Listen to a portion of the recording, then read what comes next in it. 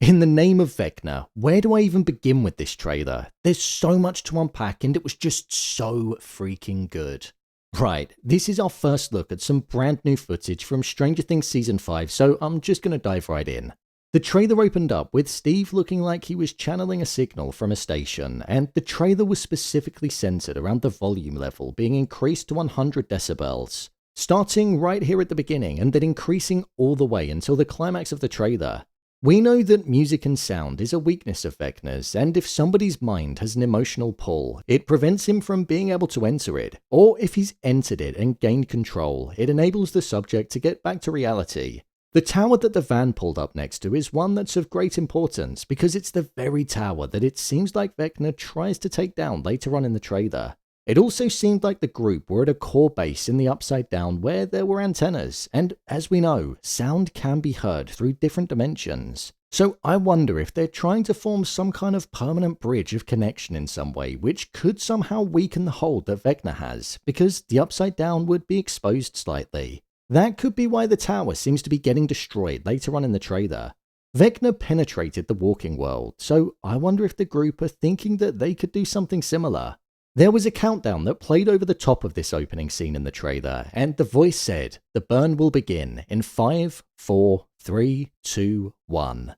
This could genuinely mean a wide array of different things, but as we saw, there was a clear gateway and a portal into the Upside Down which was emerging from the Hawkins Public Library. We saw soldiers alongside it later on in the trailer with flamethrowers looking like they were trying to burn it, so it could well be that. As we know, the Upside Down, Vecna and the Flayer are all connected by this hive mind, so whilst the burning of it could seem like a good idea, it could be the opposite and it could quite literally trigger the chain of events which lead to further devastation, revealing locations. There was a scene that had all of the group inside of what looked like it could be the station that Steve was getting the power from. We know that Hawkins has been taken over by martial law, and with that they're ostracized from other towns, and it also means that Eleven has had to go into hiding because the military want her back. They could either believe her to be dangerous or they could well want to use her as a weapon. There was a scene later on in the trailer where Eleven was on the floor and Hopper threw some grenades back at some soldiers after there were a ton of bullet holes in front of them. So it's looking like the military are definitely going to be going after them. So I'm guessing this place that they're in is somewhere where she feels safe, and it's where the group are working out how best to find Vecna because they know that they need to kill him in order to make all of this stop. They were connected to a radio, so I'm guessing they're using it to listen to military updates, not to communicate with them.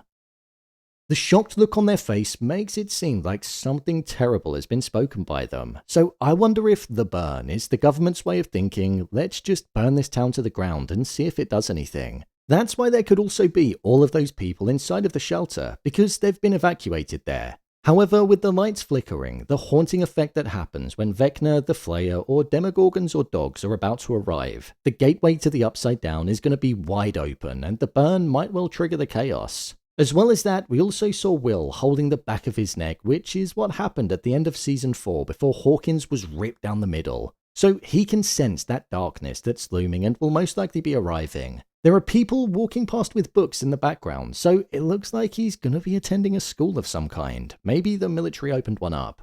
It's clear to see that the military are trying to contain that singular point at the library as they've cornered it off, and it feels like this is where most of the action's going to take place in Hawkins. A key scene that followed this was that Eddie's grave was defaced and somebody wrote "Burn in Hell" on it. This was as Dustin was visiting it, and I actually think the bruising and black eyes that we saw on Dustin later on in the trailer are from him sticking up for Eddie's name and him being punished for it. This is because many other people believe that Eddie was the monster for what happened to Chrissy. After what we've been through, this thing, it ties us together forever. This was a line of dialogue that was spoken by Jonathan to Nancy, as it seemed like they were in the Upside Down. It seems like Jonathan, Nancy, Steve and Dustin are going to go to the Upside Down due to the shot of all of them standing there, and they're going to be driving through the portal that's at the library, as there was a shot of Steve and Jonathan in a car doing that, so I'm guessing this is from that. The thing is, I don't think Jonathan's going to make it back. There was a scene of Nancy washing blood off of her hands, and she looked utterly devastated. The fact that Jonathan had a line of dialogue that spoke about finality and being connected forever, it makes me feel like he's going to be a character that doesn't make it to the end of the season.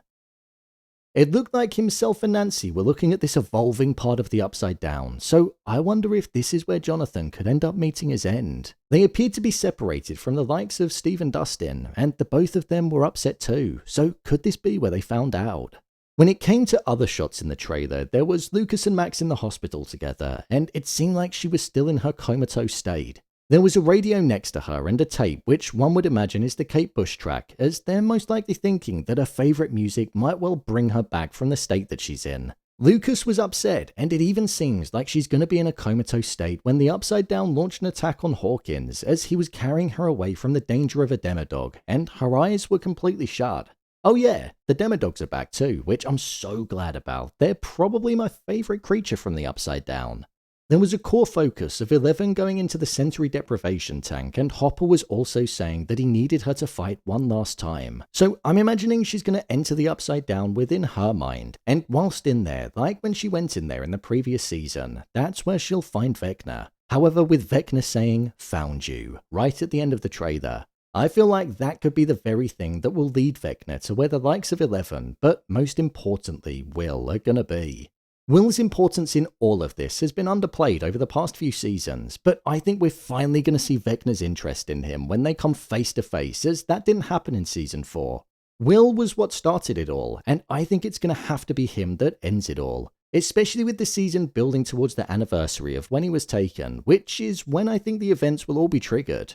It does seem like Vecna gets his hands on Will, judging by the trailer, and one would have to assume that it's when he's in his unconscious state, and it's not in reality. We also had a shot of 11 using her telekinesis power to almost be able to levitate, which shows an upgrade of her powers.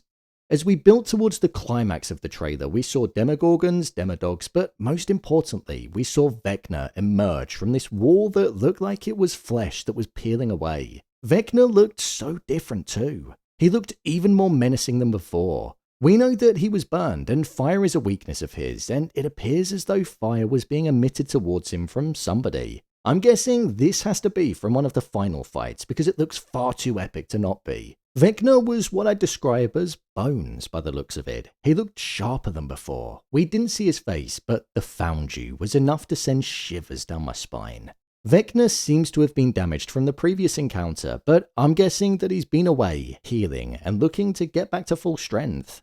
Vecna also appeared to be in the real world for what one would imagine could be the first time since he was in his human form when he slaughtered everybody. So that's definitely going to be interesting to see. It looked like he just peeled down a wall to get to where he needed to be from the Upside Down, so I wonder if that portal got closed off and that's where he emerged from.